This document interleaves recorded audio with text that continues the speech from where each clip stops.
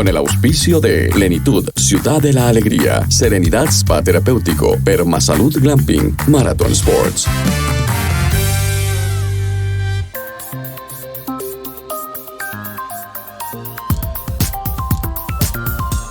Hello and welcome to New Age. Today, we're going to have a special of DeGrassi with his music, an interview, and I hope you really enjoy it. Before listening to Alex, I want to give you some information. Maybe you know him, maybe you don't, and now is a great time to get a great feeling about this amazing musician. DeGrassi has been a unique voice in the world of acoustic guitar for the past 42 years.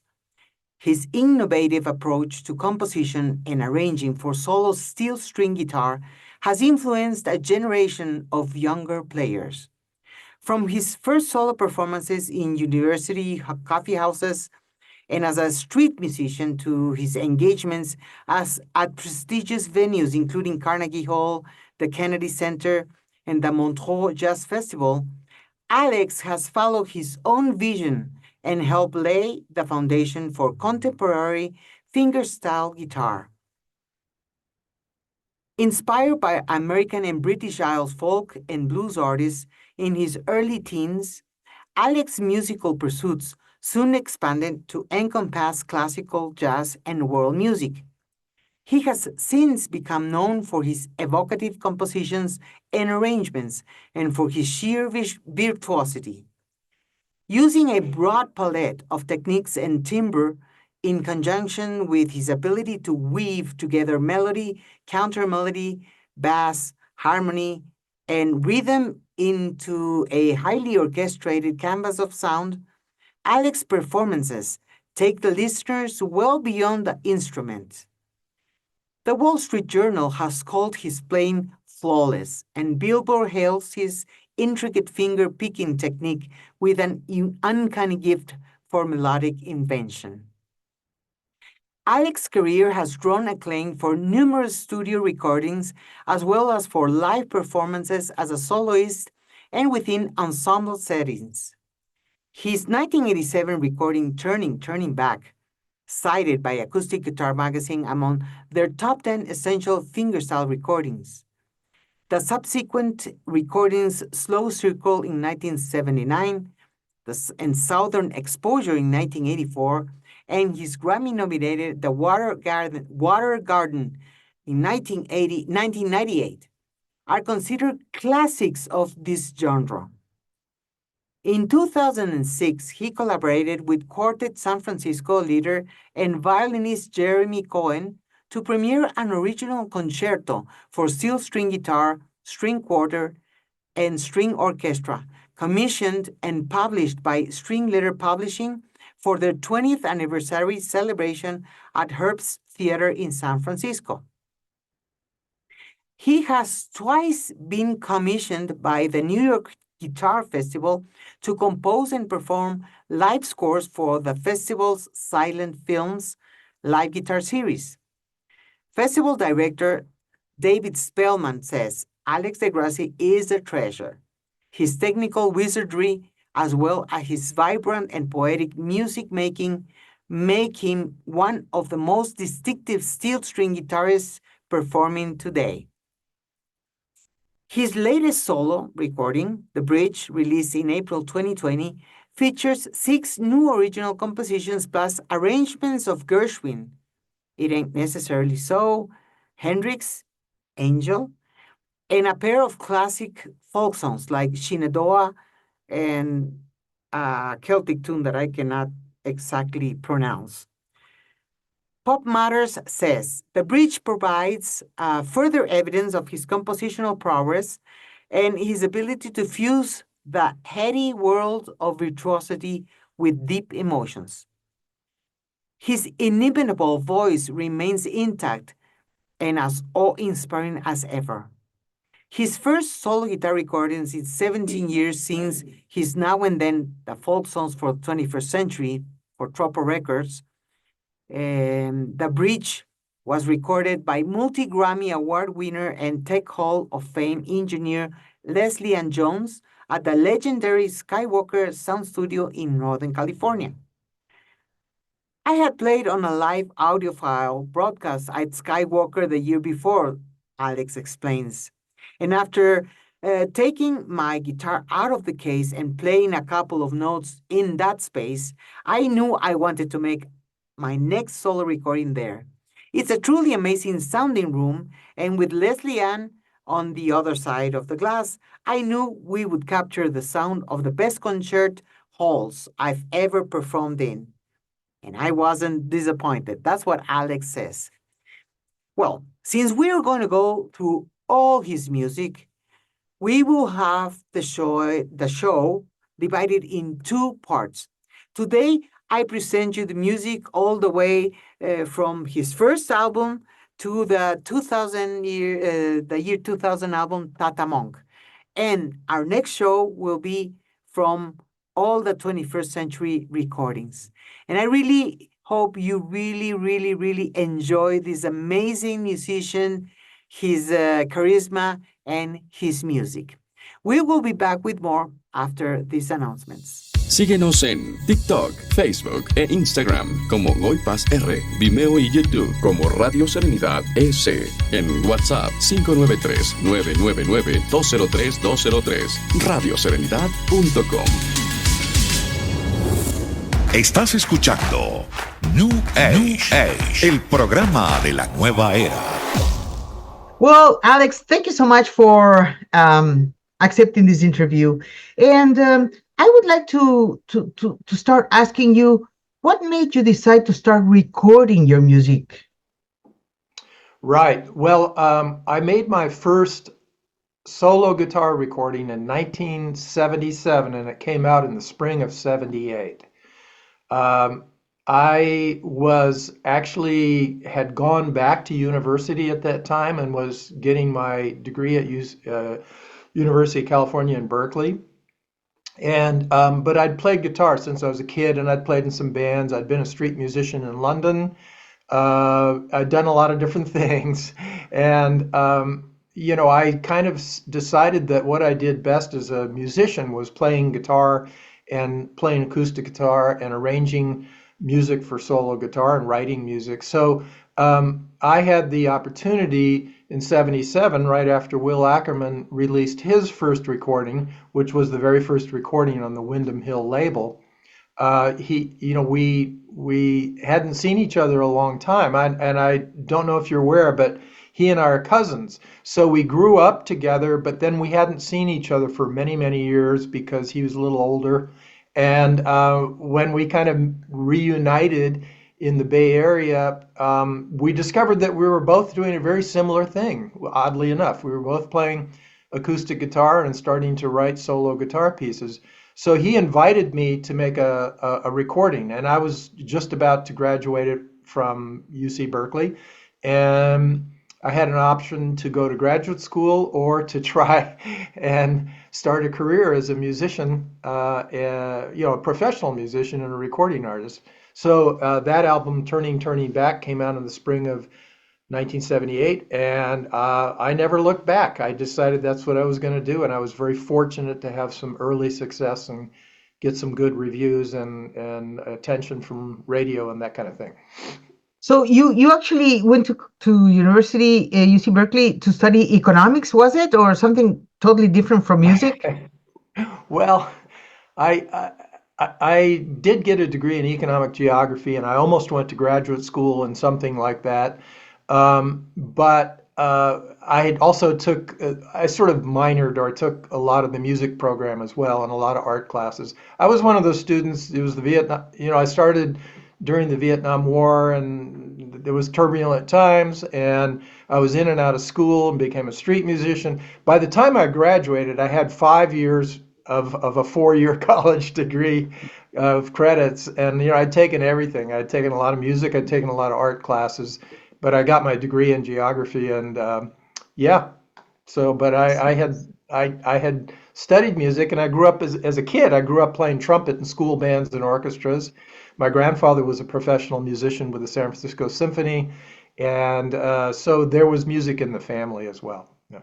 So did you actually studied formally guitar, or just how to read music and all that kind of stuff for your compositions? Because your cousin doesn't know how to read music, and he invented his Right. own style. Yeah. Well, my experience is a little different. I did learn how to read music when I was a kid. Started playing trumpet when I was 8 years old, and took that for 5 years in school and city orchestra and stuff. So I did know how to read, but when I picked up the guitar one day when I was 12, I said, "That's it. I've been playing the wrong instrument, guitar." So when I started playing guitar, this was 1964, and like everybody else, we were listening to the Beatles and the Rolling Stones, and all the Simon Garfunkel. blues revival music that was going on.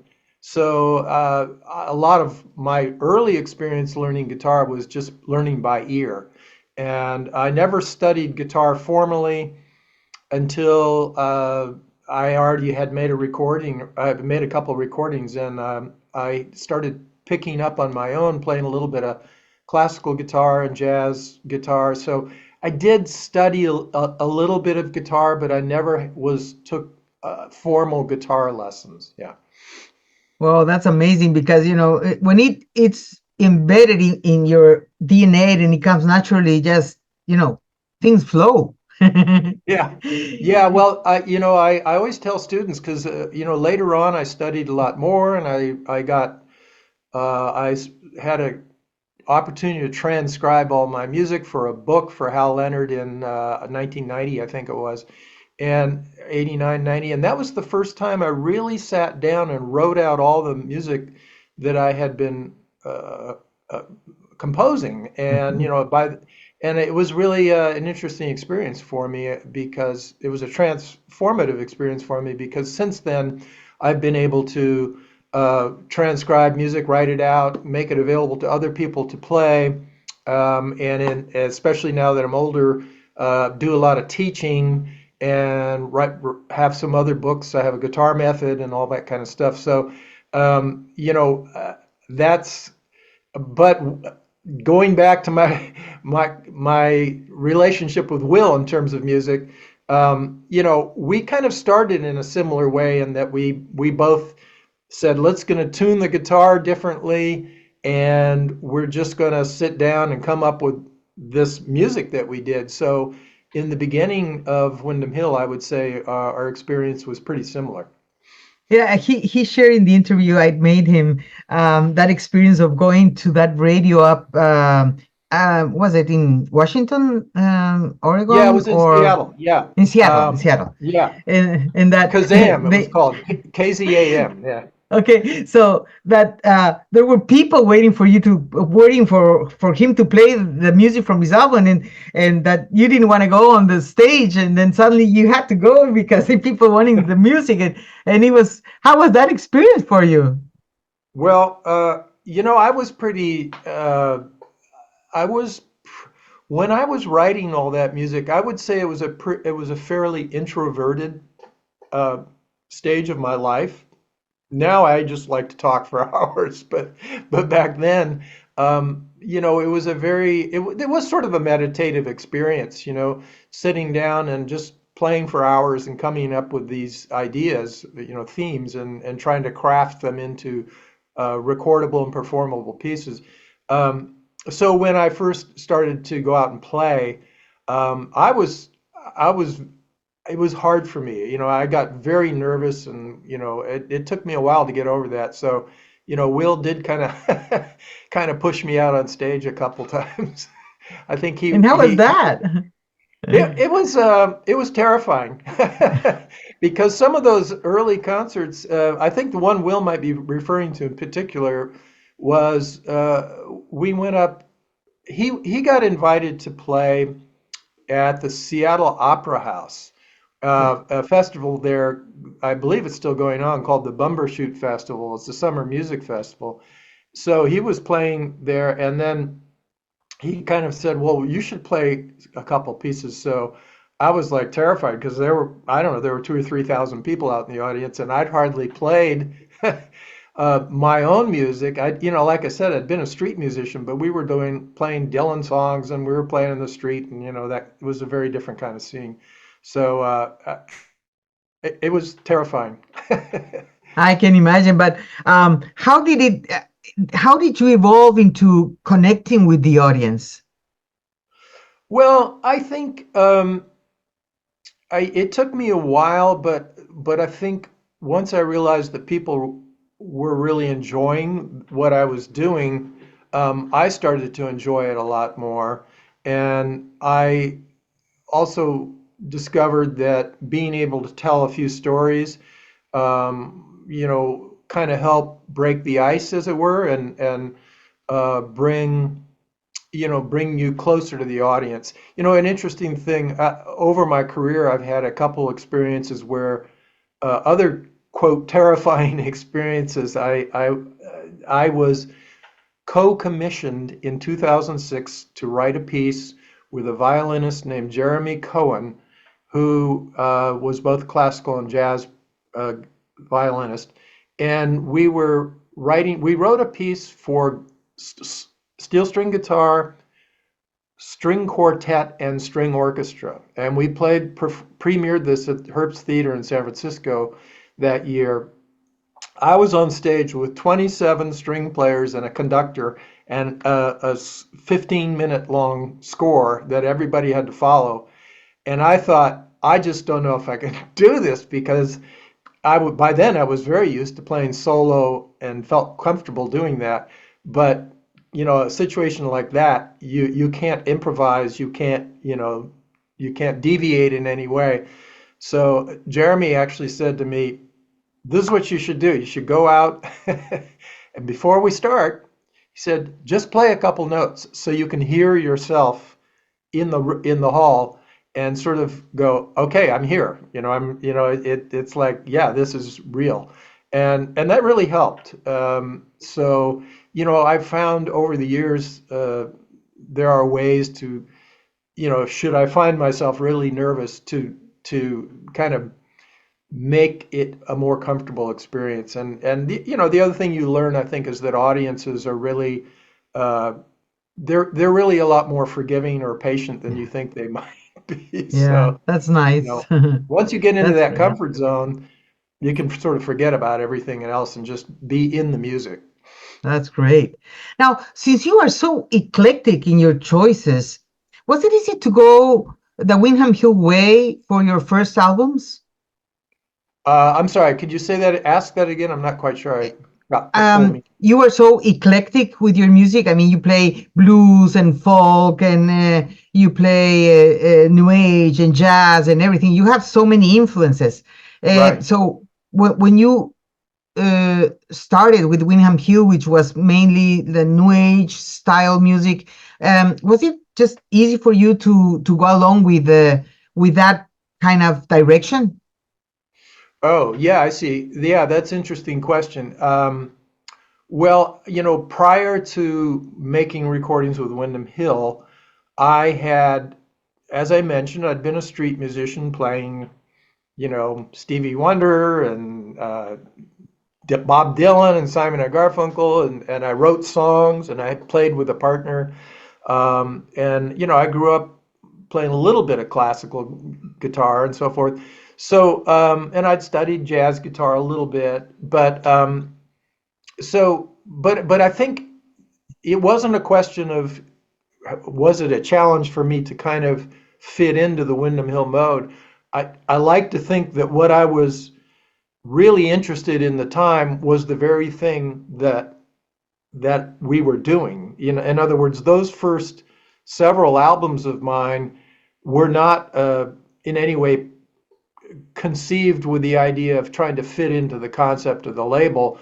For one thing, the label was so new then, and my first record, Turning Back, is actually now the second album in the catalog. So I was right there on the ground floor, as they say, at the beginning, and I didn't do anything to adjust my compositions for the label. Those were just what I was doing at the time. And of course, I was encouraged to do more of that once I realized that people were liking it and I was having some success at it. Eventually, I started to branch out and pursue some of those other musical interests that I have as well. Especially when I did an album of arrangements of American folk songs. I did an album with Quique Cruz from Chile. That was a mixture of Andean music and blues and jazz. Yes. So, and now, of course, the most recent one I just sent you, the with the real Country music. Sarahs, Everything's Changed. That kind of harkens back to before I recorded anything, because I was playing that kind of folk, maybe you could even say Americana music back before I got started with the whole Windham Hill thing. Oh, But amazing. back at the time when I talk made the first records, that's what I was doing, and that's what I was really interested in. So Oh, that's great. We'll talk about Tata Monk and all of your albums. But I would like to ask you before listening to the first album, where did you get the influence to explore different styles of music, like the folklore or from different countries, the jazz world? I mean, was there something that inspired you or stimulated you to explore those rhythms? on the original album, you mean? No, I like in your not in the albums, like in your life. Was there Oh, something in my that life, yeah. Yeah, because Well, then you incorporated all these rhythms yeah. in your music. So I was wondering if you had any influence or if there was somebody that inspired you to listen to Brazilian, Andean, folk music and the like. Right. Um, well, yes, there was. First of all, I would say my mother. I even though my paternal grandfather DeGrassi, who was Italian, played classical violin, strictly classical, and but unfortunately, my parents split up when I was young, so my connection with that side of the family was a little bit broken, you might say. But I grew up with my brother and sister in a single parent household with my mother. And my mother, who was not a musician, loved music. And the two recordings we had that we listened to a lot were Mozart's 21st Piano Concerto and the Louis Armstrong, Ella Fitzgerald version of Porgy and Bess. And, so I got exposed early to a lot of different music, but, I knew about jazz and I knew something about classical music. And then, of course, as a teenager, rock and roll and more blues and all that kind of stuff. But later on, I think like a lot of people, I was just curious about different musics. I did eventually go to Bolivia 4 times over a period of about 10 years and got very interested in Andean folk music, and that's kind of led to the Tata Monk project with Kike. And then, I got very interested when in my early touring in Europe, I started getting exposed to some of the Eastern European music, like the Bulgarian Women's Choir, and I love the sound of that music. So I've just always been curious, and sometimes that music gets reflected in the solo music, and sometimes more obviously in projects like Tata Monk or Bolivian Blues Bar or those kinds of recordings. Yeah. Are you attracted to like sort of explore anything of the Japanese situations that you had in your life? Like, you were born in Japan, though you just lived for a couple of years there, but yeah, did it ever attract you to connect with that? Well, my family moved back to the States when I was 2 years old, so I don't really have a memory of Japan. I have been back to perform, but not to spend time or study the music. Yeah, I not so much, I would say, is the short answer, but there's still time. Well, the fact that you might not be attracted to the Japanese is maybe because your father went back there. He went back to Japan. Yeah, he did go back there, and he was my father was trained as a classical pianist, so he was a very Mhm. good pianist as well. But he never he made a demo album when he was very young, like 17 or 18, but he never pursued it. And as I say, I didn't really know him very well. So um, yeah, I mean, I remember getting very much, let's just say in the 80s and 90s, I got very into world music and I started just collecting all kinds of music. Brazilian music, I listened to tons of Brazilian music and a lot of Eastern European music, African music. And I'll just add one thing because you asked about the rhythms. When people have asked me, how do I get an idea for a piece of music if I'm going to write a piece? And, what comes first? And, most people think that a melody would come first. And, you know, actually for me, everything usually comes out of the rhythm. So people say, wow, I like that melody.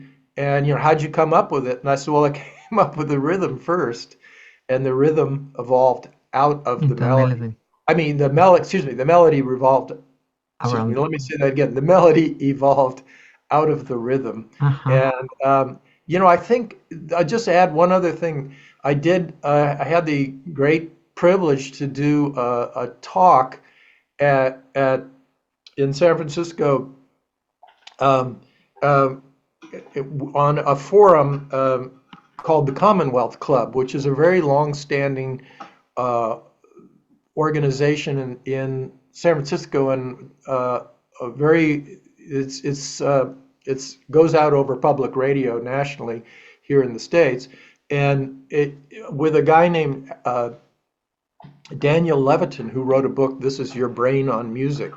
And one thing he said to me that I just really struck me was he said, we talk about music and the emotion in music. And if you think about the word emotion in English anyway, and in I Energy, think emotion. Spanish as well, emocional, it comes from the two words motion and the E or the A, Energy. well, it could be energy, but it also, if you go back to the Latin, it means out of or from. So the idea that emotion comes from motion, Yeah. that this idea, these feelings, and that's so true for me. It really resonated with me because I thought, that's what it's always been about for me. It's Mhm. about motion, and taking something out of the motion. The way people walk, the way a train moves, traffic on the street, rainfall, all that kind of stuff, water moving, all those kinds of elements. Those have been a tremendous source of inspiration for me. Oh, that's great. We'll talk about that in several of your albums. Now, what do you recall of your experience recording your first album, Turning Back, and what inspired you for this album? Uh, it's your first album. Yeah. So originally it was just going to be 3 songs. Will had this idea to make a sampler with some of his music, some of mine, and some of another recording artist, Robbie Basho, who was going to record an album for Windham Hill. Um, and then once we got started, he said, hey, let's just make a whole album of yours. So that was the how the plan changed originally. Um, at that time, I had been very inspired by some of the solo steel string guitar predecessors like John Fahey, who was a kind of a pioneer at using open tunings and writing instrumental guitar music, and also Leo Kottke, who became much more popular and still out playing today. I heard those things and thought, wow, I really relate to that. Also, I had been very inspired at that time by a lot of the British Isles folk and blues players. So people like John Renbourn, Bert Jansch, Davy Graham, Martin Carthy. There was a folk traditional revival of guitar music that kind of brought together folk, a little bit of blues, and Renaissance music, actually, from European Renaissance music. So Oh, those were the elements I would say that were kind of rattling around in my head. But again, like you say, I've always been very eclectic. The title piece, Turning Back, I was also a very big Keith Jarrett fan early on, and I had loved his music and seen him perform. And I just loved the idea that the guitar might be able to do something a little like that. So the title is actually two pieces, Turning and Turning Back. And we bookended them. In other words, we put one in the beginning, one at the back end. But typically when I went to play it, I would play it as one long piece and eventually re-recorded it that way. And it's, 8 or 9 or 10 minutes, depending on how much improvisation I do. So there was also that element. There was already some interest in jazz and improvisational music as well. So Wonderful. Let's listen from this album, Turning, Swordfish, Alpine Medley, and the live you have of Turning Back, where you suggest it's just about a trip to Philadelphia. Yeah, because it was so cool, that you say people use it in weddings and babies and something, but it's just a trip to Philadelphia, and everybody cracks up. So we'll listen to the live song from this version, and we'll be back with more after listening to this music. Permasalud Glamping Lodge te espera en la provincia de Imbabura, en Ecuador, para que te conectes con la naturaleza, recuperes energía y bienestar. Te ofrecemos domos full equipados y carpas de glamping con toda comodidad. Escoge entre paquetes básicos de estadía y paquetes completos que incluyen desayuno y acceso al área de nuestra piscina natural con baño turco e hidromasaje. ¿Necesitas un espacio de paz y tranquilidad? Entonces, este es el lugar preciso. Visita nuestra web permasalud.com o envíanos un mensaje de WhatsApp al 0999-203-203. Permítenos acompañarte con New Age. So, before we continue with digging into the music, why did you choose guitar? Because after all, you mentioned earlier that you played trumpet and you played some other instruments, but you ended up with the guitar. Why? Oh, well, when I was about 12 years old, my mother came home one day with a guitar, and she actually she got it for my brother, who was 3 years older. And my brother didn't play an instrument at that point, but he had a very nice natural voice. And so he liked to sing in the school choir and some of the musicals and so forth. And my mother thought if he learned to play guitar, he would, have an instrument to accompany himself. And so my brother, who was 15, 16, something like that, he tried playing it a little bit, but he was more interested in girls and motorcycles at the time, I think. So I picked it up one day, and I just sort of knew right then. I went, wow, no, this is my instrument. I've been playing the wrong instrument. And I just started listening to the music that I was listening to and trying to learn how to play the songs. I had a friend down the end of the street who I eventually played with as a street musician in London for a while, my friend Nick, and he was also taking guitar lessons. And so I would go over to his house after school or after his lesson, and we'd sit down, he'd show me what he learned, and we'd play together, and then we'd both go home, and we'd listen to music, and we'd try to learn songs by the old needle drop method. Those days it was just vinyl and, turntables. So you'd drop the thing down and listen to that 10 seconds and try and play it, and then do it again until you started to learn the song. And that was the way most of that music was learned by everybody back then. If you wanted to learn something that was not published written music, that was the way you learned. So that's how I got into it. And I kind of stopped playing the trumpet.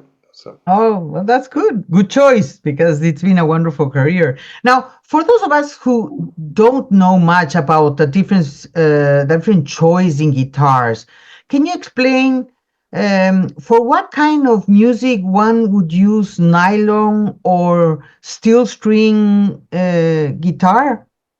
I mean, Right. Well, of course, there is some crossover. In other words, I mostly play steel string guitar, and that's what I've done all my recordings with, or just about all of them. And but I also play a little bit of nylon string guitar as well. The nylon string guitar is really, some people just refer to it as the Spanish guitar because mm, it was kind of developed, and a lot of the great classical guitar music evolved in Spain in the 16, 17, 1800s, and likewise a lot of the very best guitars. And of course, then there's also the flamenco guitar tradition, which is an amazing guitar tradition that I don't play, but that also uses a nylon string guitar. So today you'll find that flamenco and classical guitar players use Spanish guitar.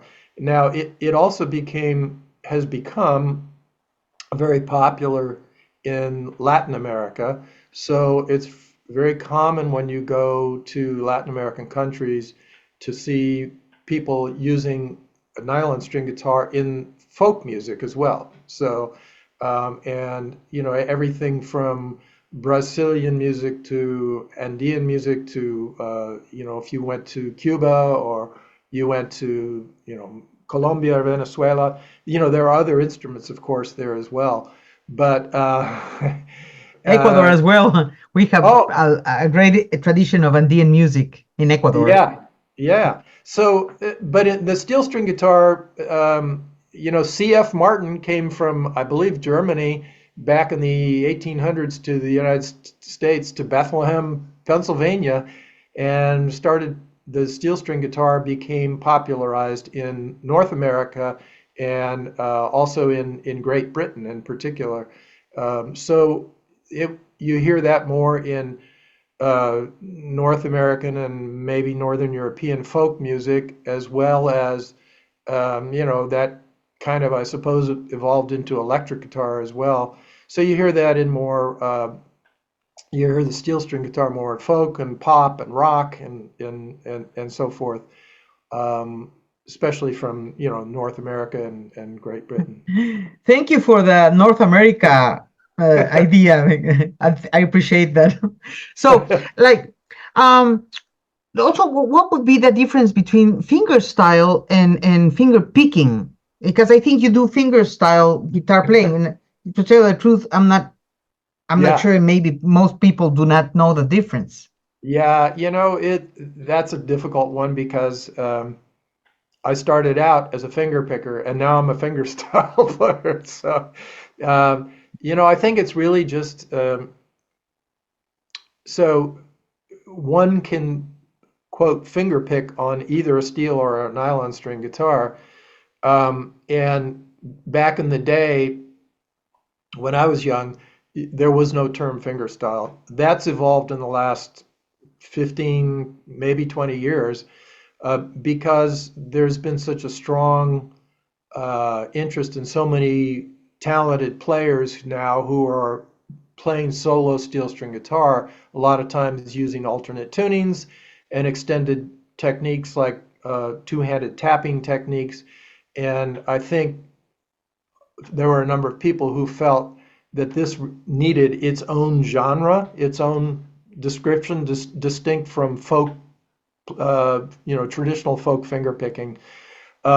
Really, again, these are labels that society uses just to try to distinguish between different ways of playing music. I always like to mention that I remember years ago, for me, it's the same thing with New Age or steel string guitar. What does it actually mean? And, I like to think back to the day when I read an article I think in Billboard or no, it was Rolling Stone magazine, I think, with Miles Davis, the great jazz musician. And Miles Davis said he didn't like the term jazz because he felt it was a derogatory term used by white people who would, go hang out in clubs. And, whether you agree with that or not, the point is over time, the meanings of these terms change, because now when we say jazz, we also think of someone like Wynton Marsalis and the Lincoln Center. And, also if you look at chamber music, the scene now, a lot of attention is being devoted to jazz.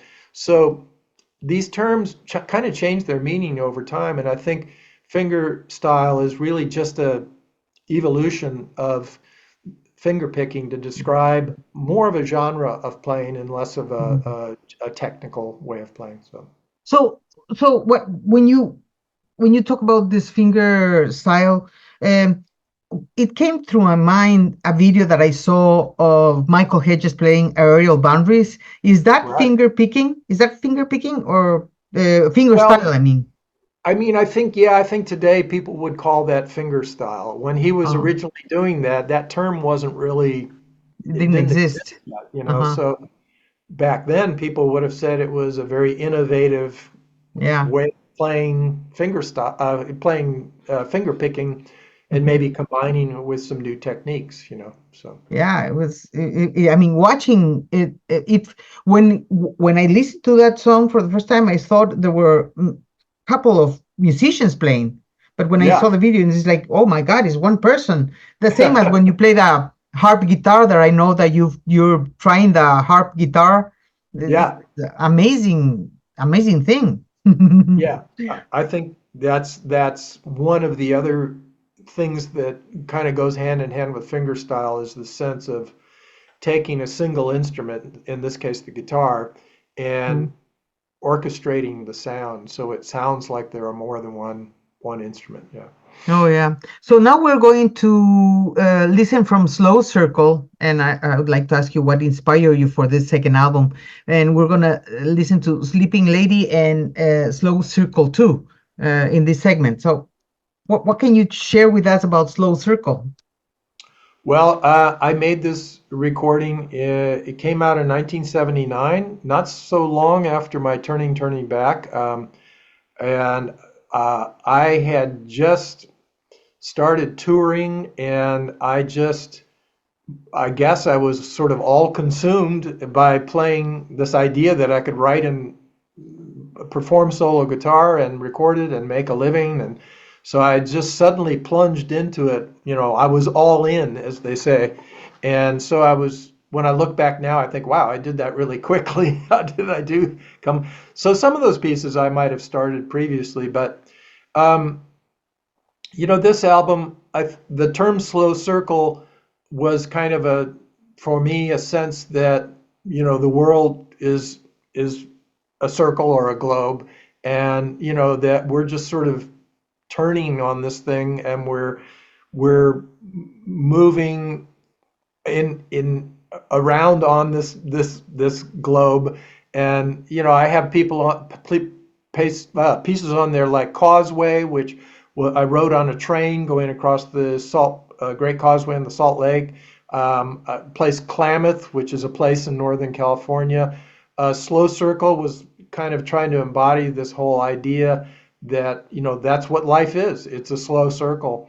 And so, yeah, I think I didn't think about it I don't think I overthought the idea or the image. It just sort of occurred to me that this is what life is. It's a slow circle. Amazing. So let's listen to these songs, and then we'll back for another part of the interview and the music. Plenitud, Ciudad de la Alegría, hogar sustituto para adultos mayores. Contáctanos al 099-753-8085. Respira profundo y fluye con New Age. Okay, we're back with Alex to talk about the next album, which is Clockwork. Oh my God, that Clockwork. Um, Everybody, first of all, before we go to Clockwork, um, I want to let you know that everybody I have interviewed from Windham Hill always mentions you and speak very highly of you. And I was wondering uh, why. What I don't know if you have any idea why, but maybe ask you how you relate or you related to musicians like G. Stinson, Michael Manring, your cousin Will, and even Tol Sloot, who also contacted me for an interview for the Windham Hill documentary. And so, they speak so amazingly highly of you. What is it about you, Alex, that these people so much cherish? Well, first of all, I'm glad to hear that, and I feel very um, honored that they feel that way.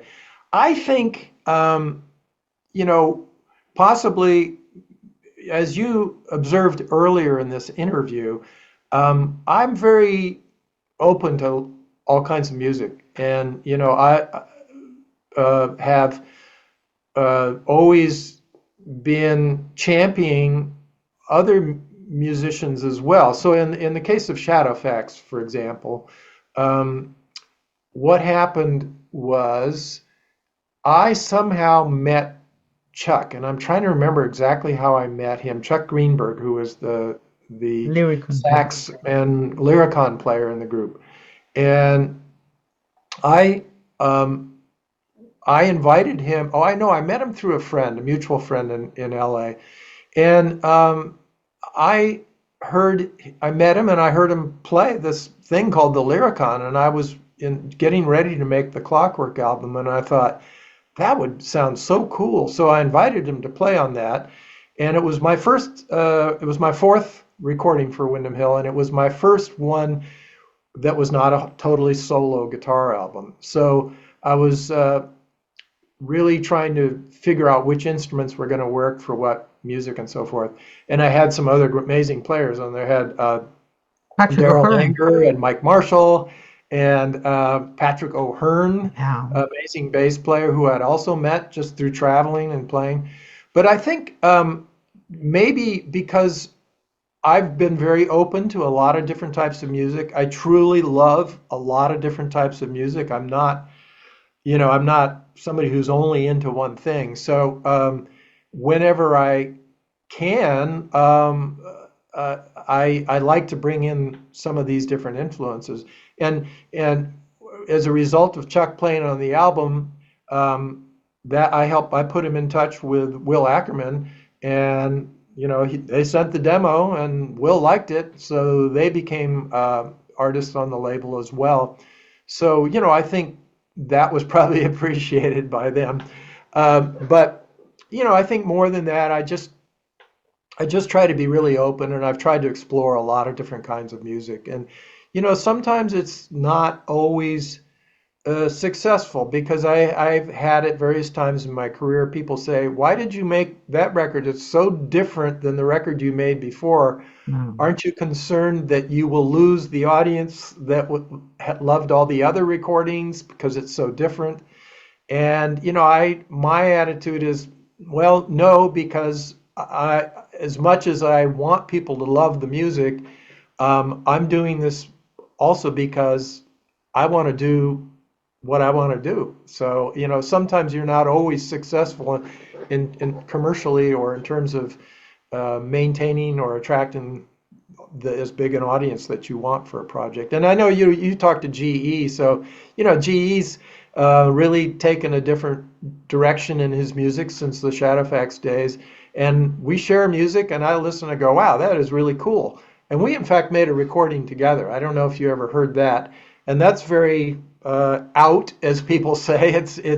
It's very abstract, and not many people have heard it. But to me, that was also a really fun project, and I love it. So.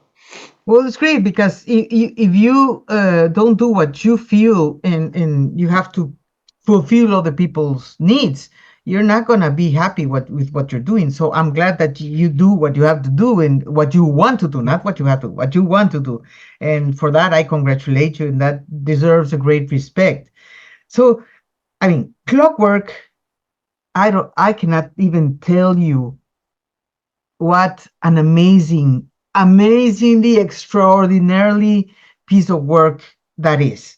I mean, at least, according to my ears, or what I feel and what I have felt people in the audience react to it. It has this song, and obviously there are other songs in this album that are amazing. Since you incorporated Chuck and Daryl Anger, Mike Marshall, and Patrick O'Hearn, how did specifically this song develop in your mind's eye? Right. Well, let's see. That was 1984, so it was 40 years ago. 1981. Clockwork. I have with the dates. I think it's 81. 1981. You're right. I'm Yeah. sorry. And it was my third recording, not my fourth. I Yes. apologize. Yeah. It's You're right. third. You're right. I was confusing. So see, my With memory's Southern not exposure. that great. Okay. So I guess I had probably heard a little bit of, quote, classical minimalist music like Steve Reich and Philip Glass and so forth. So there was some amount of influence there. I liked the idea of creating patterns in the music that had lots of some repetition, but a lot of variations in a similar kind of thing. So, and I also thought, one of the things that I've always tried to do, sometimes it happens on a very subconscious level, is get fixed on an idea or an image in my head. We talked about motion earlier, emotion, coming out of motion. Clockwork to me was this kind of idea of different elements kind of meshing together like the gears of a clock and so much. Sometimes maybe our brain works that way. Sometimes maybe our daily life works that way. You have appointments, you meet people, blah, blah, blah, this happens, that happens. And, you start adding up all those little parts and it becomes, in my mind, it becomes clockwork. And I think that's kind of where the idea came from. I wanted to write something that had a lot of, in this case, one of the vehicles or musical tools that I used was there's a lot of shifting of meters in here. So it's not just in 4/4, for example, or 3/4 and in common time. There's a lot of elements of 5 and measures of 4 and 3 and measures of 7 and so forth. So it has this sense of like things happening in different times, but meshing together somehow, so disparate things happening simultaneously together. And, I think that's one of the beauties of music.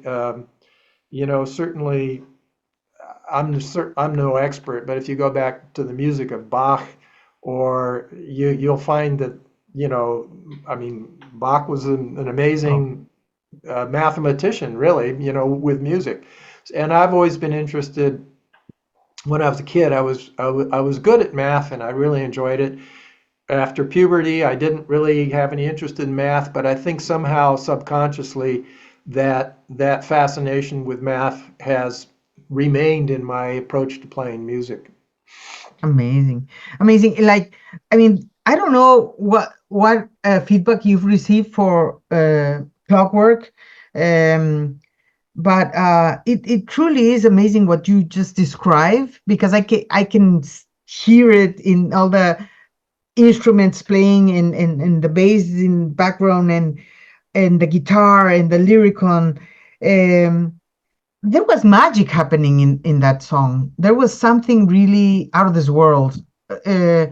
Maybe it was the choices of the instruments, how you made it happen, whatever. there was like divine inspiration in this song that is just extraordinary, because it's a perfect combination of different instruments. And so I want to thank you for bringing that and so many others songs that, some of them I came to know now that I prepare for the interview, but a lot of them that I've heard from you in the past are just amazing compositions. You have such creativity, such power of emotion that one can feel it in the songs. So I see you have. I don't know if this is possible, but I see you have your guitar next to you.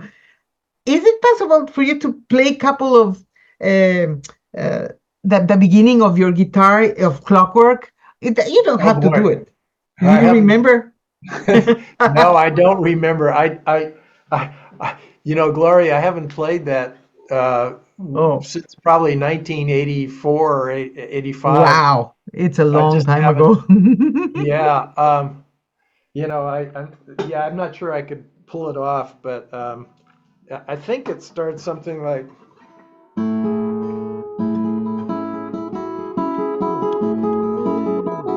Oh. yeah. So, Yeah, yeah. Oof.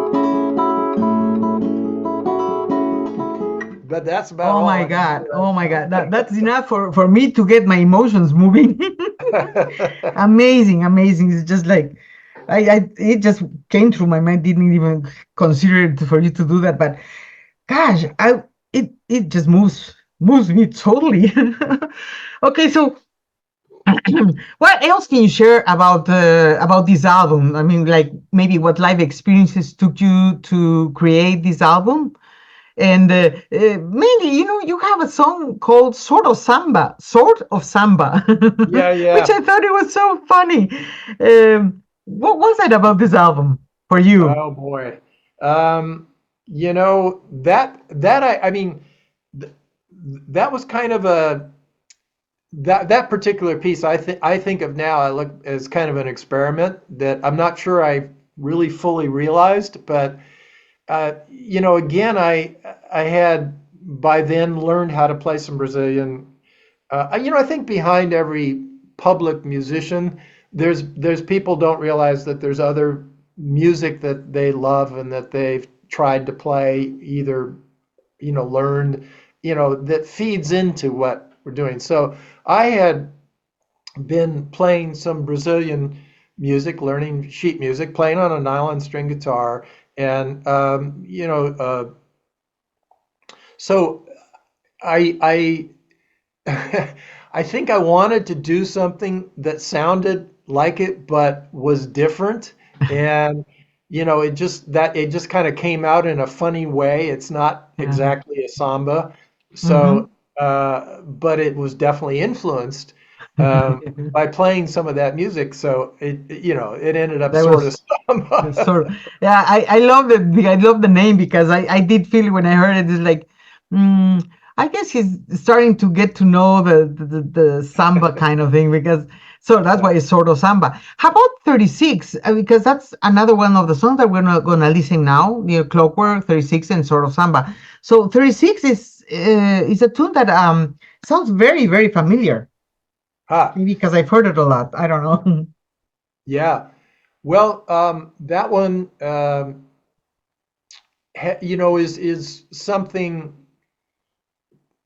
The guitar playing approach on that is not unlike some other pieces I wrote, which utilize quite a bit of drone or open strings.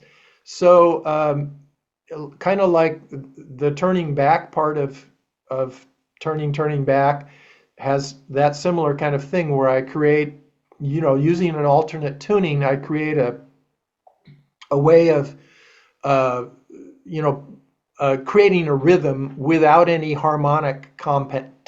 So basically, it's not a chord. It's just kind of a static, a lot of repetition of the same notes, but in a rhythmic pattern, and then starting to evolve a melody out of that. So I mean, I hesitate to say this, but if there was any kind of world music influence in that, it would have been East Indian music, like sitar, Hmm.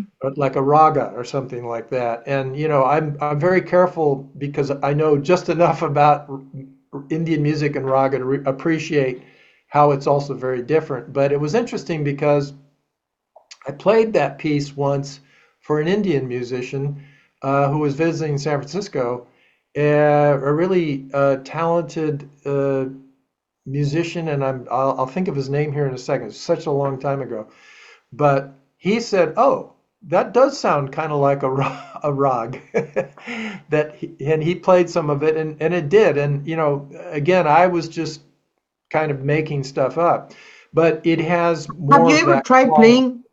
Have you ever tried playing sitar?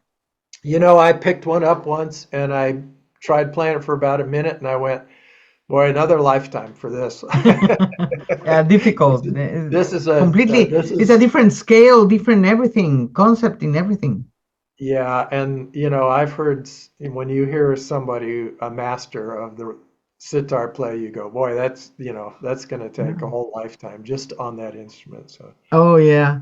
Okay, so let's listen to these songs and we're coming to talk about Southern exposure. ¿Qué tan valioso es el programa New Age para ti? Desde 1988 hemos ofrecido música, contenido para el despertar de conciencia, introspecciones guiadas y entrevistas a personajes destacados.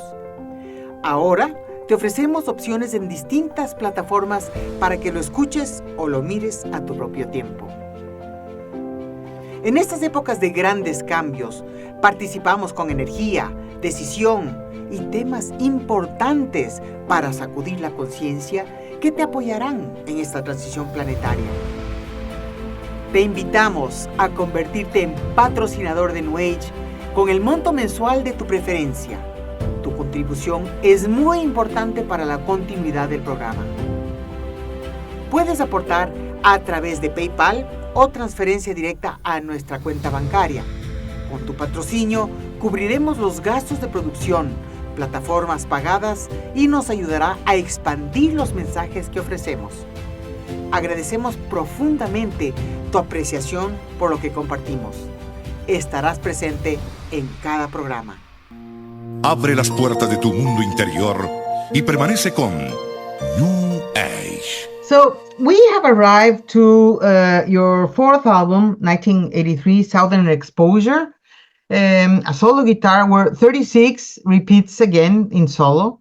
It's an amazing piece. So why did you choose this one particularly to be part of your solo guitar in this album? yeah, I kind of wrote the piece originally thinking I could play it as a solo piece, and then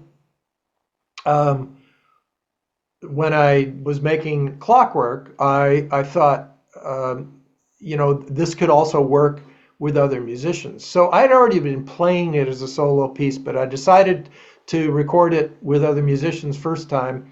And then, I kept playing the piece in concert, and I thought, well, it's now part of my solo concert repertoire, so I'll do that as well. Just an interesting footnote about the title there, because I was actually in a music venue in Salem, Oregon, and it was I'd played there a couple times before, and the place was called Boone's Treasury. It was actually an old Western building that was a treasury when the town was, founded in the 1800s, and had been fixed up, and they did concerts in there. And while I was playing that, while I was introducing that piece, I said, I'm going to play this piece now. And they had a kitchen in the back because there was a restaurant as well. I heard somebody go back into the kitchen through one of those kitchen doors, and he yelled out 36. And I said, oh, hey, that's I didn't have a title for it yet. So I went, 36, that works for me. How cool. So That's that's so where the title nice. came from. Yeah. Okay, so let me see. In this album, there's another outstanding song like Western. Do you have an idea what makes it so appealing for a great number of fans? Well, yeah, when I wrote that piece and was recording it, there was a Police song called, I think it's called Every Breath You Take, which is a very popular song. It was a huge hit. And I really liked that song. And I think I wasn't trying to copy the song. I just was, I thought, I liked the feel of that song. I wonder if I could write something in that. So I wrote it very much in kind of I guess you could say a pop rock vein. I mean, for lack of a better term, that sounds, I think because of that, it sounds very lyrical.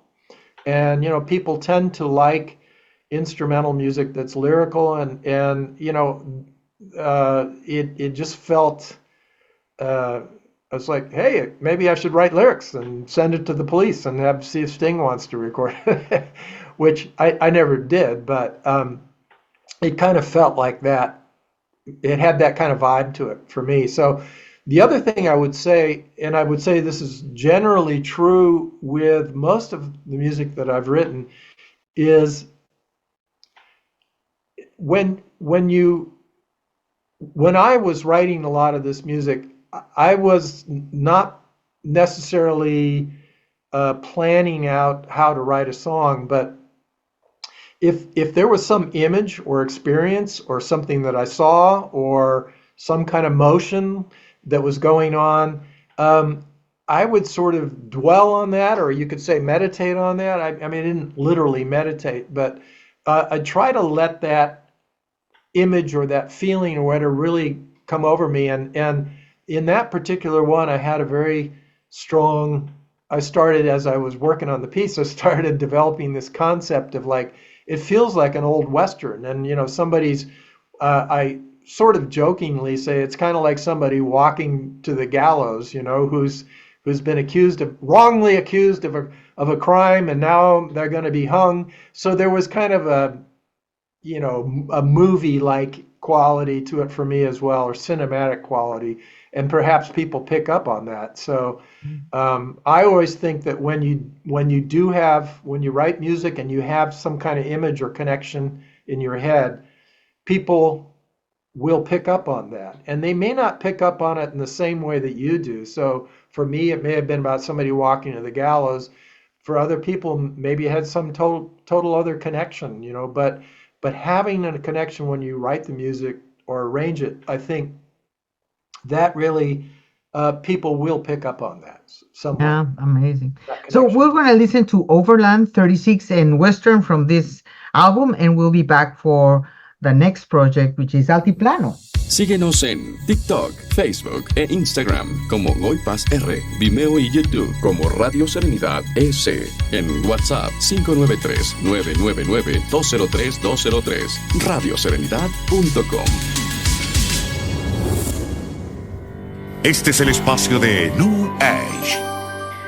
So, Alex, in 1987, you recorded Altiplano, sort of stepping out of the Wingham Hill label because it's though I think it's related to Novus. Was this not a project like on the lines of the Wingham Hill directly? Altiplano. Right. Well, what happened was in 1986, I had been offered a deal with RCA Novus. It was RCA Records at the time, and it was a subdivision created by a guy named Steve Backer, who had worked with Windham Hill as sort of opened a New York office for them. And Steve Backer's his background was really in jazz, and he had also helped get the jazz division of Windham Hill Records going. Now he was creating something new with RCA, and he asked if I wanted to do a project. And it interested me because I felt like I could do something a little bit different, and I mean that in retrospect, I'm not sure how different it really was, but and so I made that record, excuse me, in New York with a lot of really great New York studio musicians, and I wrote the title piece, Altiplano. I actually wrote it on the piano, and I wanted to get like some real jazz or great jazz studio musicians to play on it, and so I did. But the title itself comes from the great Altiplano in the Andes, and I had in '86 I had gone down to Bolivia. I had made friends with a documentary filmmaker editor, Bolivian guy who was in San Francisco, Ismael Saavedra, and he invited myself and a couple friends to come down, and we went all over. He showed us all over Bolivia and took us to villages where they played traditional folk music, and we met artists and a lot of people. It was had a great experience. I was there for about 5 or 6 weeks. And when I came back, I wanted to do something that Altiplano, the piece, is not really it doesn't reflect Andean music. It just reflects my experience of being there. And in particular, when you're at that high playing at 12,000 feet and the air up there is thin and it's so clear and you can see for so many miles. And then in the distance, of course, some of the big, tallest peaks in the Andes. Just the experience was like just amazing. And I wanted to have this sense of a huge sky, just this huge, people talk about the big sky in Montana, for example, but if you go to the Andes, and that's even a bigger sky there, just this notion you're sort of at the top of the world or one of the very tallest parts of the world, and this vast, vast expanse. So I wanted to capture that feeling in the title track, Altiplano, and I just felt I could do it better on the piano, even though I don't really have any chops on the piano, but I could kind of work it out and then get, in this case, Clifford Carter, who was brilliant piano player, to play on it. Yeah, it's very interesting album because it has a bit of jazz, a bit of world, a bit of new age, and it is so diverse that I imagine you have like different. You have the Dombek, the Yeah. Dumbek. Dumbek. It's very very Indian kind of thing, and Yeah. we're going to listen actually to 3 songs that I don't know if you'd like to comment. One is Altiplano that you already mentioned about, Dumbek and McCormick. Right. Yeah. Yeah, that represents quite a diverse music right there. Yeah, the piece Dumbek, well, the Dumbek, first of all, is a Middle Eastern drum. It's used in, Arabic music, for example. And then we also, of course, had the amazing tabla player, Zakir Hussain, who's yes. was the son of Ali Akbar. Of not Ali Akbar, of the famous. He was the son of Ali Akbar. Zakir Hussain, or Oh no, not he was the son of Allah Raka. I'm sorry, who is Ravi Shankar's accompanist. yes. Yeah. Uh-huh. So anyway, so he's a genius, and he's just a remarkable musician. And so I invited the two of them to play on this. He and Vince Delgado, who is a Dumbek player, and I wanted to create something that was really featured the interaction between guitar and percussion. And the idea, I don't know where it came from exactly. I can't claim that it has any ethnic authenticity to it. It's just something that I wrote, and I had the good fortune to record with both of those musicians. Yeah, it's a very interesting album, and I think it's maybe the first one that has clearly your jazz influence in it. So, it's very interesting album, and so we're going to listen to those three songs, and also from your next album. Oh God, where is it? Um, there's a song called Charlotte, Charlotte, Right. Charlotte, Yeah. that it is from your album Deep at Night, Right. right? From 1991. What can you share about that album and that specific song, Charlotte? Uh-huh.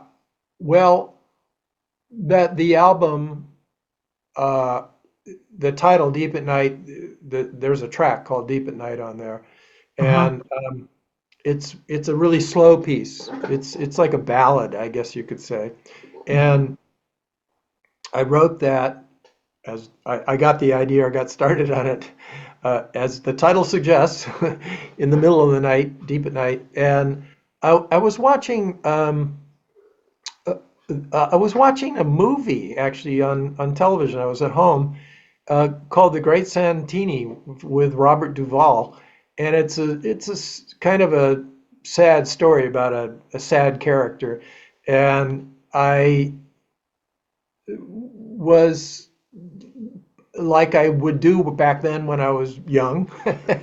I would sometimes stay up late, and sometimes I would watch a movie and I'd pick up the guitar and start playing. In this case, I actually, after a while, turned the sound down really low, just enough to follow the story, but started playing. So I felt like I was kind of creating a soundtrack for the movie, and so it was really influenced by that particular film. And then the piece Charlotte, uh, you know, I think I don't even know. I think I had I'm not sure why I called it Charlotte, to be honest. I think it was because I'd been in the Carolinas playing some concerts, and something about it just reminded me of being in that city. But yeah, I really don't have a whole lot to say about that piece. But yeah, I'm glad you like it. Yeah, yeah. Well, it's hard to pick songs because there are in some albums I could pick the whole album, but then it's like, oh, how much time do I have to do the Right. whole special? And so I have to pick, and that's one I chose from that album, and it was great. So we're getting loud now, so we're going to be back for that album after this small break. Permasalud Glamping Lodge te espera en la provincia de Imbabura, en Ecuador, para que te conectes con la naturaleza, recuperes energía y bienestar. Te ofrecemos domos full equipados y carpas de glamping con toda comodidad. Escoge entre paquetes básicos de estadía y paquetes completos que incluyen desayuno y acceso al área de nuestra piscina natural con baño turco e hidromasaje. ¿Necesitas un espacio de paz y tranquilidad? Entonces, este es el lugar preciso. Visita nuestra web permasalud.com o envíanos un mensaje de WhatsApp al 0999-203-203. Estás escuchando New Age, el programa de la nueva era. So let's see, 1993, the world's getting loud. I wonder what was getting loud for you back then. Yeah.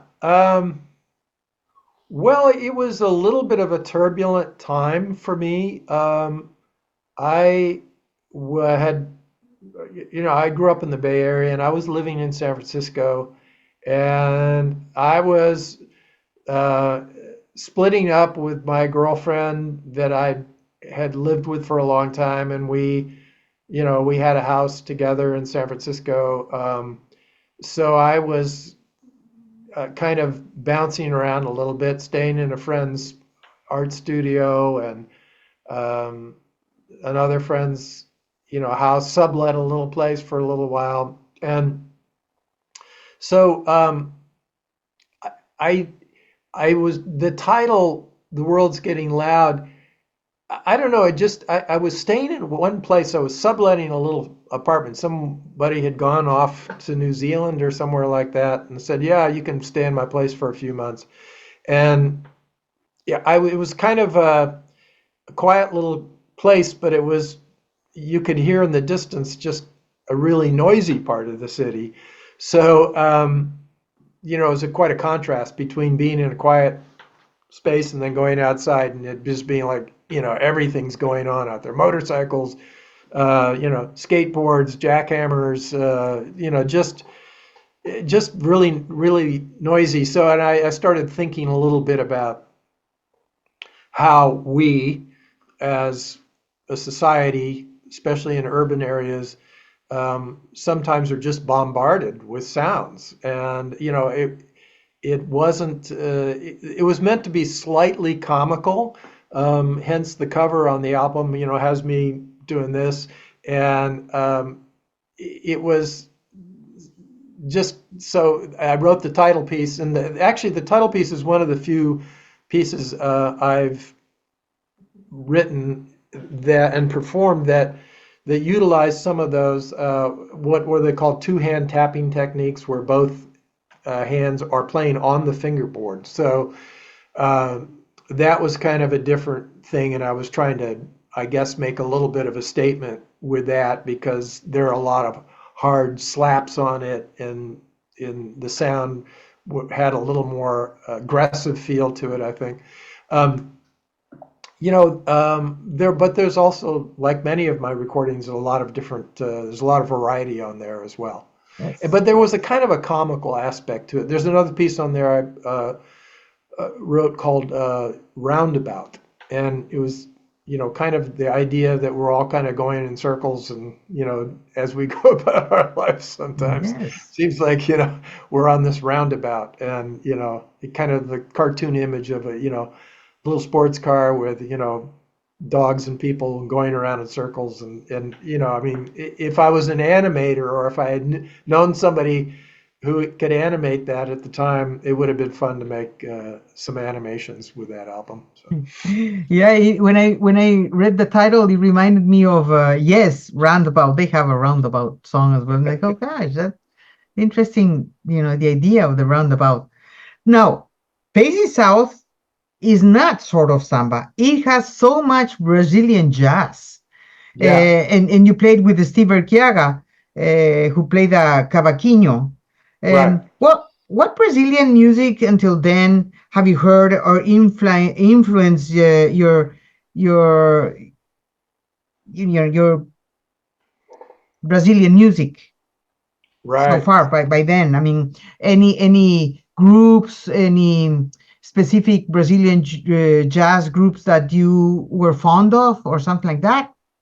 Yeah, well, in particular, and I'm still a huge fan of the Brazilian musician Egberto Gismonti, who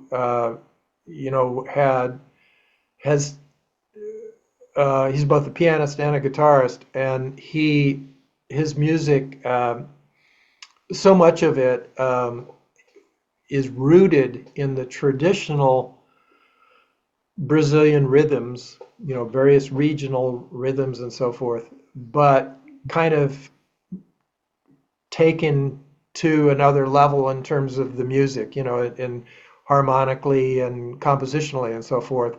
So that was very much present in my listening at the time I made that recording.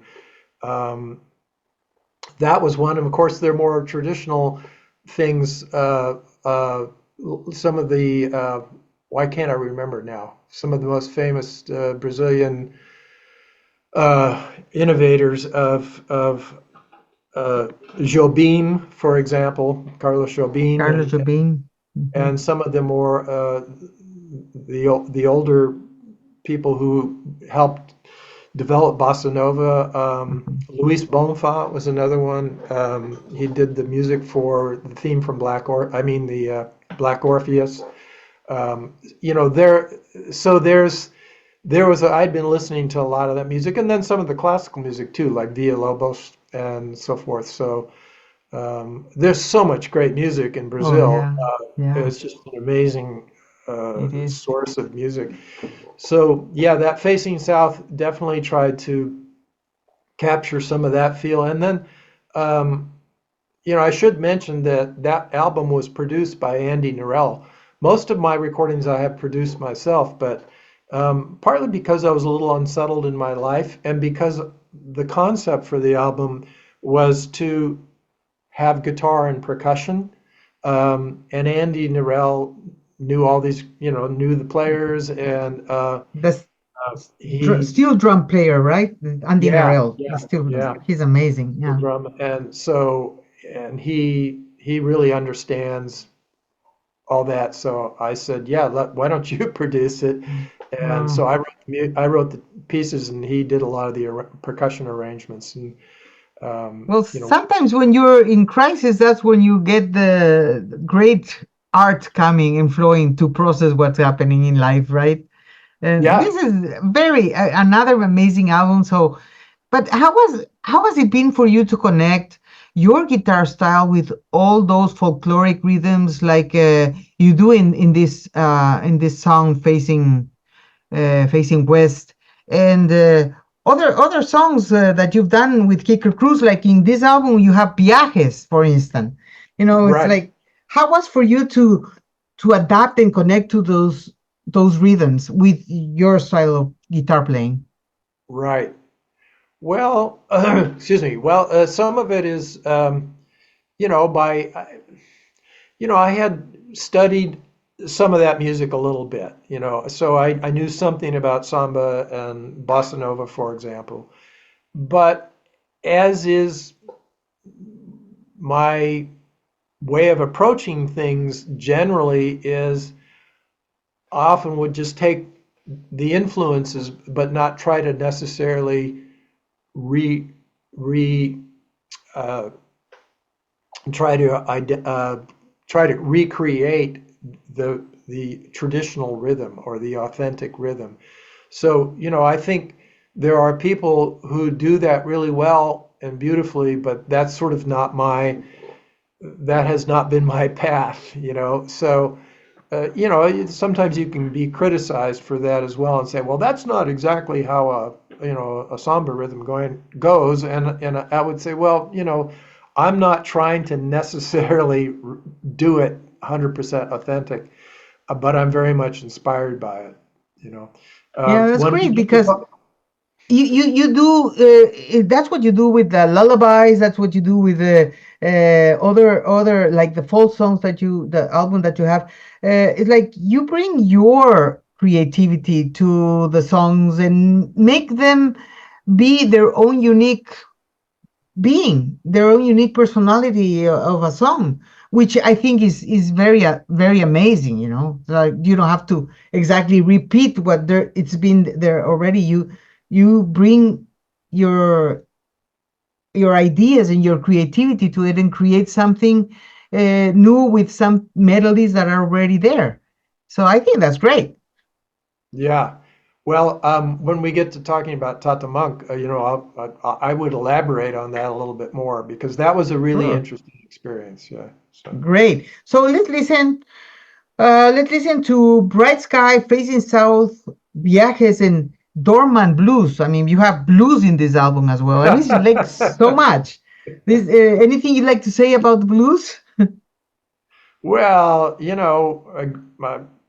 I'm American. I grew up. Mm, It's I'm not African American, but I think the blues is such a important. It's at the root, pretty much, of most, if not all, North American music and yeah, popular music, and it's just it's there, and we as guitar players we learn to play it early on because if you get together with other guitar players, they'll say, well, what can we play? And we say, well, let's play a blues, and you can get more complicated, but you only really need three chords. And it's just something that pretty much everybody can relate to. And, in this particular, the Dorman Blues, it was kind of an afterthought with the album, and it's a pretty short piece, I think.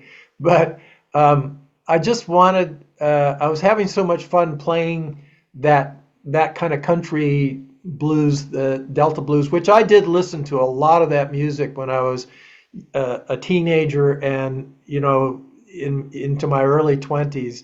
I had a housemate in Berkeley when I first went to college there when I was 18 or 19, and he was really into it. And he had this huge collection of obscure blues records, and we'd sit down every night and listen to it. And, it's just amazing how rich and diverse the tradition is. But so that was very much in that style. And just, again, there was a bit of humor in that because I wrote that song. My wife and I started sort of improvising lyrics, and we kind of half wrote a song called Dorman Blues, which goes something like, it's about a cat, and it's written from the perspective of a cat that we had at the time, and you let me in and out and in all day, blah blah blah blah blah. And when you get home and open the door, I suddenly realize what you're for. You're my doorman. Oh yeah, you're my doorman. That was kind of the chorus. So it was silly. It was really silly, but it was obviously done in a very traditional sort of country blues style. So Great. I guess that's why they call it the blues.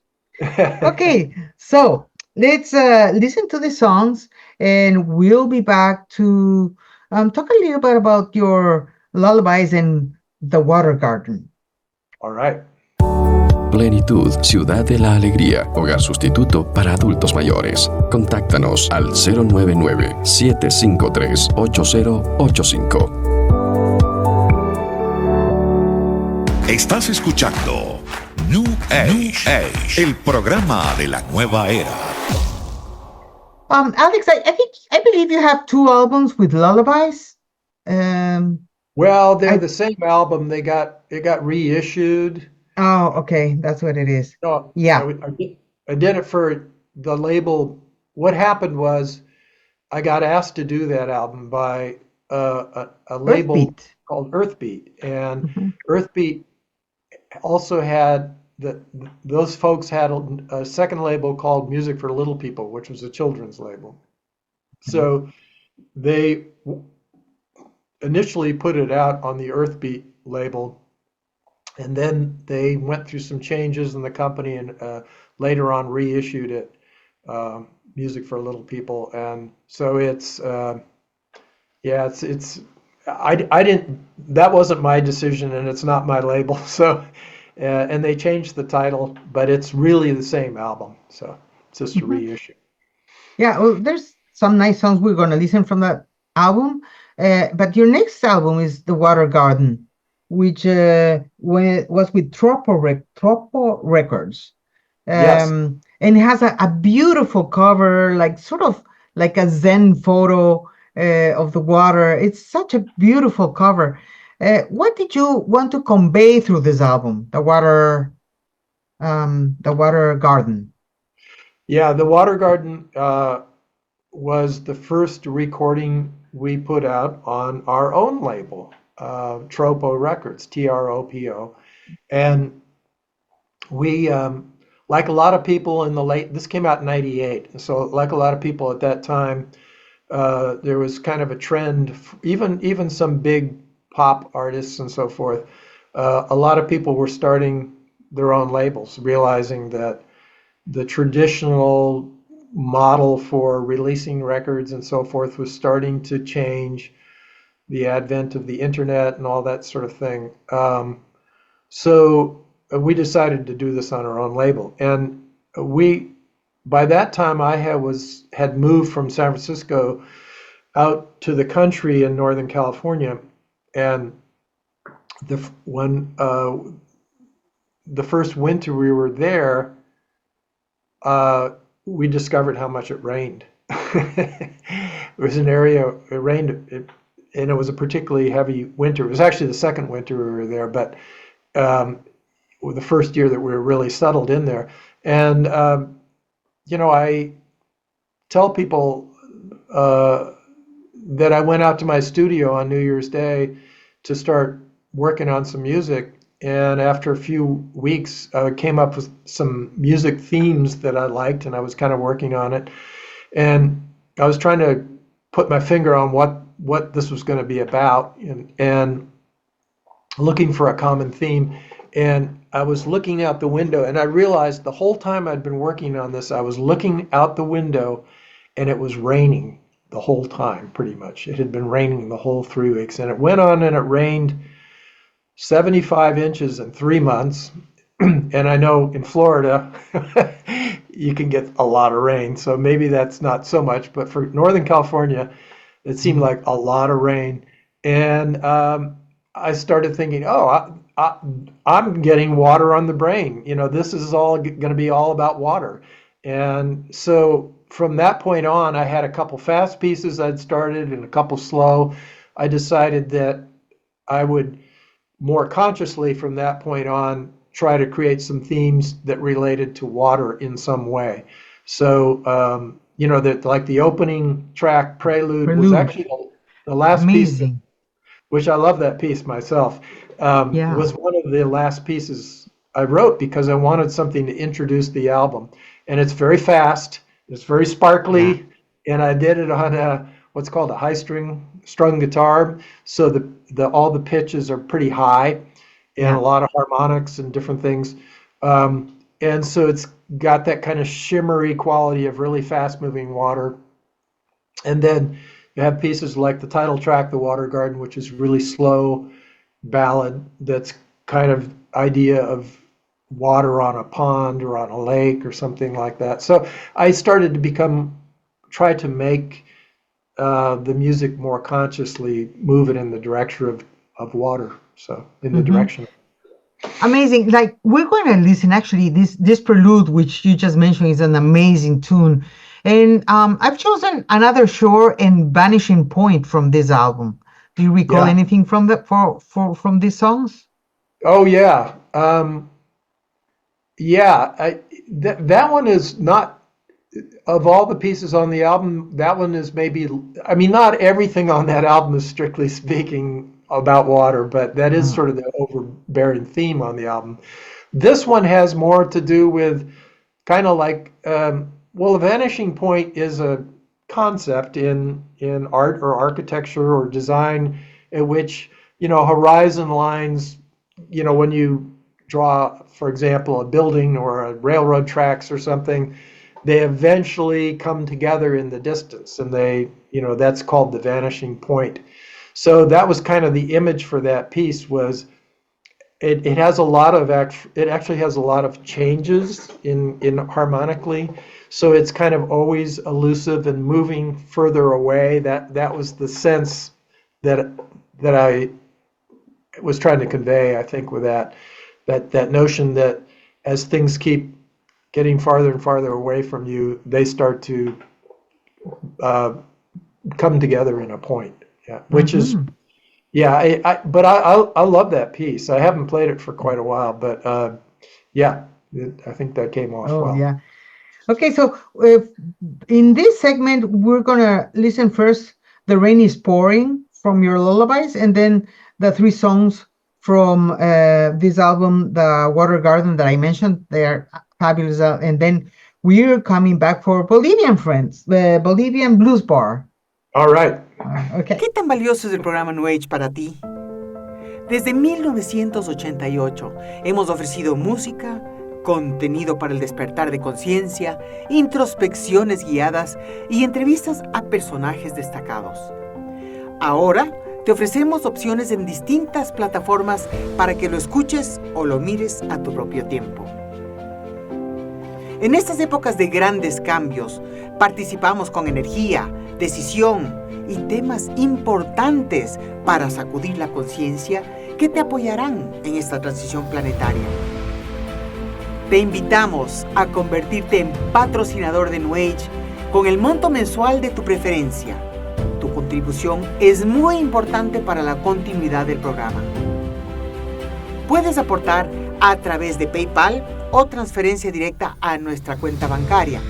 Con tu patrocinio, cubriremos los gastos de producción, plataformas pagadas y nos ayudará a expandir los mensajes que ofrecemos.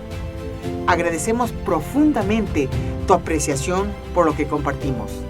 Estarás presente en cada programa. Permítenos acompañarte con New Age. So, the next album is Bolivian Blues Bar, and I know you have Bolivian friends and that you've been in Bolivia, and I would like to ask you, what attracted you about Andean music? Yeah. Well, first of all, let me just mention that the Bolivian Blues Bar really doesn't have anything to do with Andean music. I know. And I'll explain that. Well, so let me explain that real quick before. So I had mentioned earlier in this interview that I had gone down to Bolivia in 1986 and then came back and recorded Altiplano. My friend Ismael Saavedra came back to the U.S. and stayed with me for a few months at my house in San Francisco.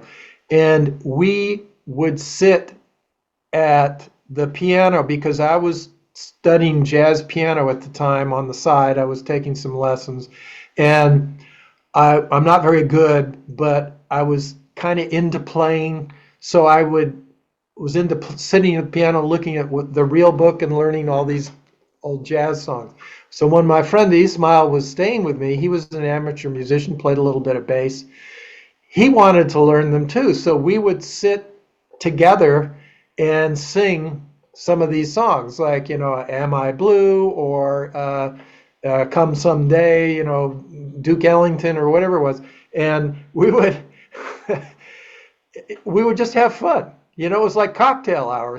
We'd do this in the early evening, maybe have a drink or something, or just, and so we started calling it the Bolivian Blues Bar, and that's where the title comes from. So it's all jazz standards, but that's why. And then years later, when I got asked to do the recording for the Narada Jazz label, I thought, hey, I'm going to call this Bolivian Blues Bar because Ismael and I had so much fun, and now I'm finally arranging it on an instrument that I can play.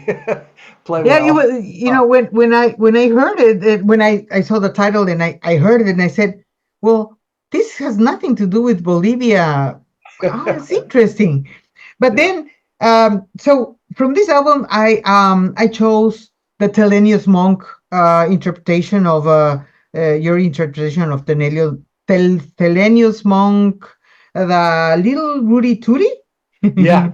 And also the Woody Woodpecker song. And that's when I told you earlier that, it's really amazing how you bring your creativity to the songs, though the melody will be part of the song that you interpret, but you bring so much of your own into the songs that it makes it look like a new song. You can recognize the melody, but then it's something so new and like, okay, the Woody Woodpecker song is something most everybody would know, and your take on it is really cool. So I chose these two songs from this album to play, and let me see. Okay, let's listen to that, and then we're coming back now for Tata Monk. Síguenos en TikTok, Facebook e Instagram como Goipas R, Vimeo y YouTube como Radio Serenidad EC. En WhatsApp 593-999-203-203, radioserenidad.com. Respira profundo y fluye con New Age. Okay, Alex, we're coming to the year 2000, where you actually did the Tata Monk, and for me it was a very special album. Not only because I'm Ecuadorian and Andean music is special to me, but there is something about Tata Monk that I would like you to share how did it come about for you, because this is also an album you did with Quique Cruz. So what can you share about Tata Monk? Well, so first of all, the title Tata Monk comes from the two words Tata Monk. And when Kike and I got together when we were working on this, we thought there's a song on there called Tata San Juan, and then there's also a piece called Tata Monk, and the Tata Monk is Thelonious Monk because there was a kind of bluesy, jazzy, bluesy element that was reminiscent of Thelonious Monk in that particular piece.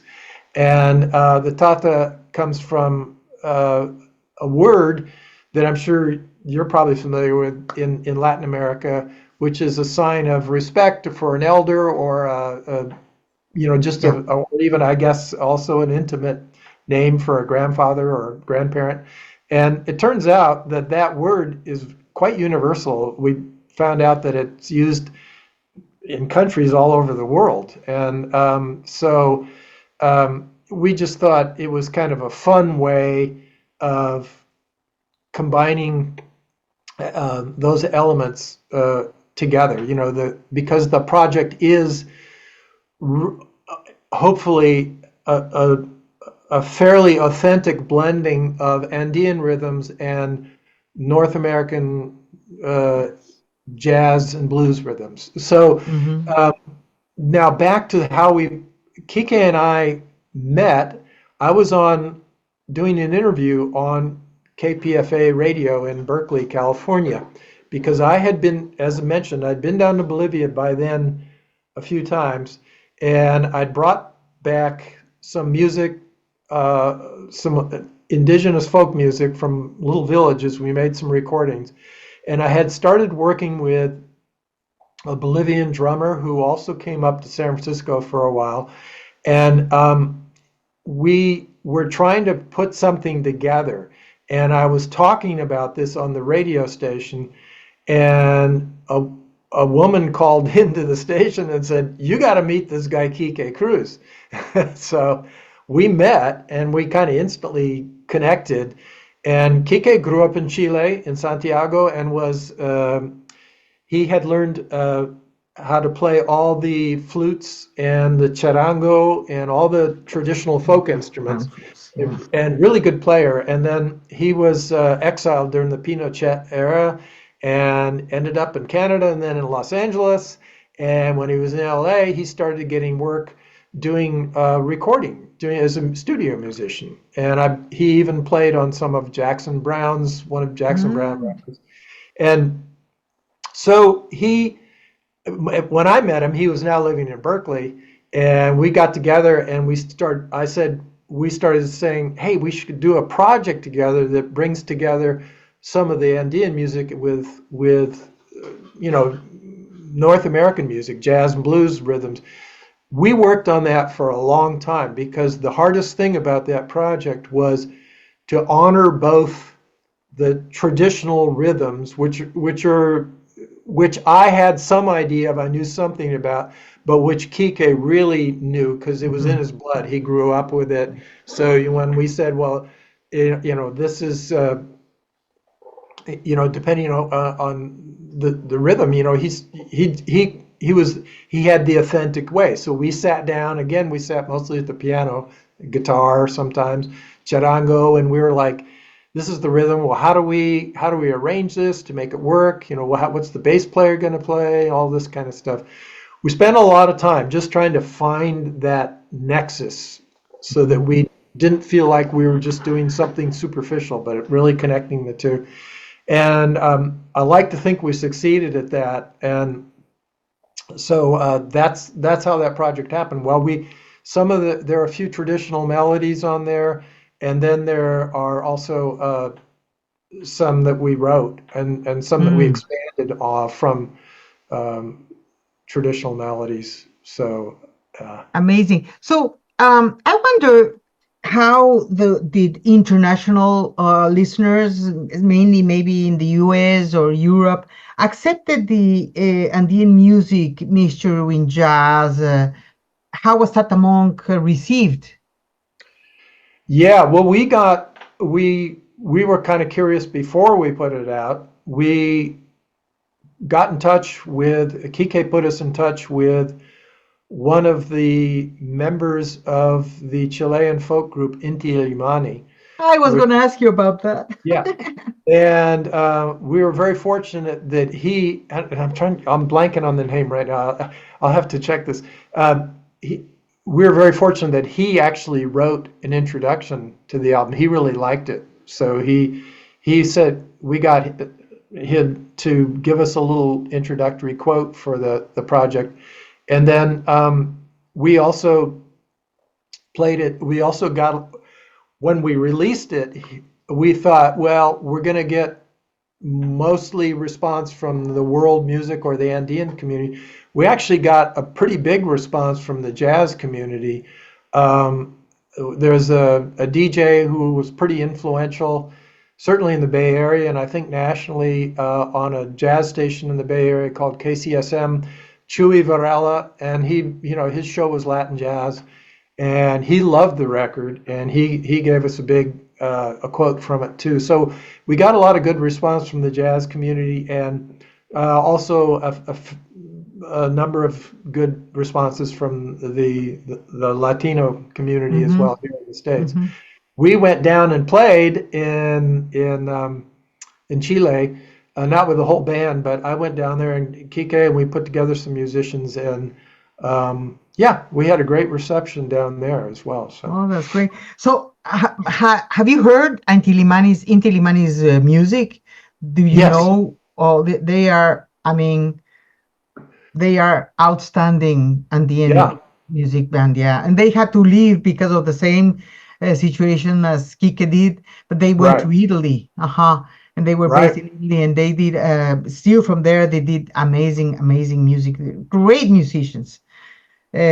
So, like, what I have from this album, let's see. I have one more question. The quena can be very melancholic, the quena.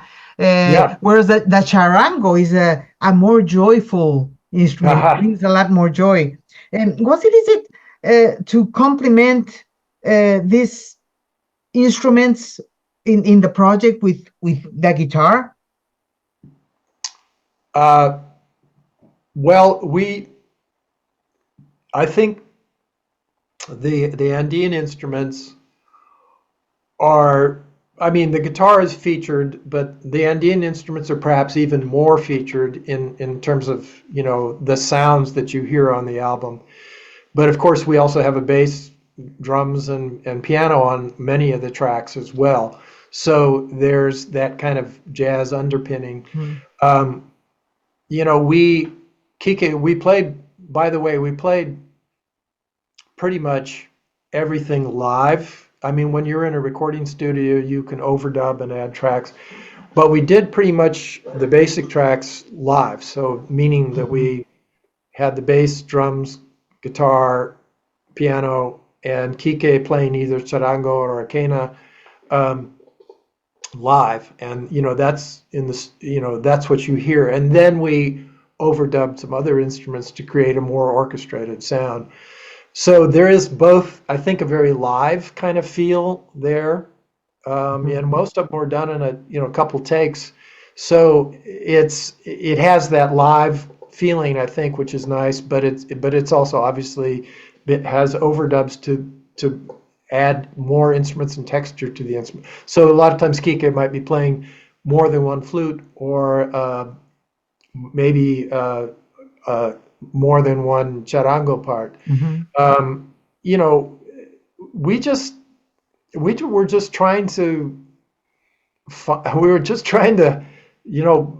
be true to the songs and the music, and it was a challenge sometimes. One thing that was a challenge was the quena and the sikus, or the sampoñas. There's all kinds of various variations Pan on the flutes. flutes. The panpipes. They have different names depending on which one he's playing. And then there are the very long, deep ones called chiris, which are just single or two long tubes, and have a low sound, very powerful. Those the challenge with some of those instruments was getting them to be in tune with Western instruments. And I say Western because having been to Bolivia, I know how those instruments are made, and they can vary in the tuning depending on which village you go to and so forth. So Kike actually made some of his own flutes and panpipes for that project so that they would be in tune, and others, he had to work on adjusting the pitch a little bit just in the way he was playing, which is very difficult to do, but he's such a talented musician, he was able to do that. So those were the primary challenges in blending the other instruments with the traditional folk instruments. Amazing. I mean, really amazing what you did. Like this album, I chose 3 songs, which we are going to end the show today with these 3 songs from Tata Monk, and we're going to have a part 2 for your music on this century. But how about if we end with Sanchalay, Alba, and Encuentros, 3 songs from Tata Monk? That's great. Can I just say something about Sanchali? Sure. Wait, which ones did you say? Sanchalay, you say Sanchali, it's Sanchalay, Alba, and Encuentros.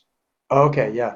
So Sanchali, by the way, was the first piece that we worked on. And I had started working on with the drummer Alvaro, a Bolivian drummer, prior to meeting Kike. And that's actually, I had made a field recording of people playing that, and I just thought, I love this piece, and that was really a lot of the inspiration for getting started on this project, because I just loved the rhythm and the whole feel of that piece. So yeah.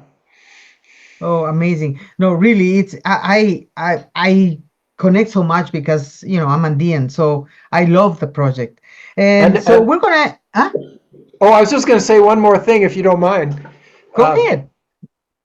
The piece Alba, which is basically the sunrise, and it's I went to, on the last trip that I went to, I think it was in 1998, I went to Bolivia, and I went to the town of Oruro, which is difficult to say.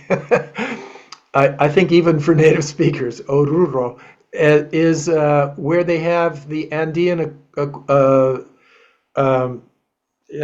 Carnival every year, and people come from all over the Andean nations, and they come, particularly Bolivia, but other nations as well, and they have all these parades, and they're outrageous costumes, just amazing costumes. And then at the last day of the 3-day festival, as the sun rises, they play music to make the sunrise, but there may be like 10 or 12 different bands playing, and they're playing different music. And it's really wild, because it's like you try to focus on one band and the other, and they're all playing simultaneously, and it's this amazing sound. And that's kind of what we tried to create a little of that feel in that piece. So, wow, amazing. Well, I hope you come one day and visit Ecuador. Now you have a contact and a place to stay, and I can take you to the little towns where they have the Andean traditions and all that they do in Ecuador. So I really want to thank you very much for giving us the time for this first show of your music, and we're going to have a second part for the rest of your music. So thank you so much, Alex, for this, and we'll be back for the second part. All right, muchas gracias, Gloria. Thank you. Con el auspicio de Plenitud, Ciudad de la Alegría, Serenidad Spa Terapéutico, Permasalud Glamping, Marathon Sports.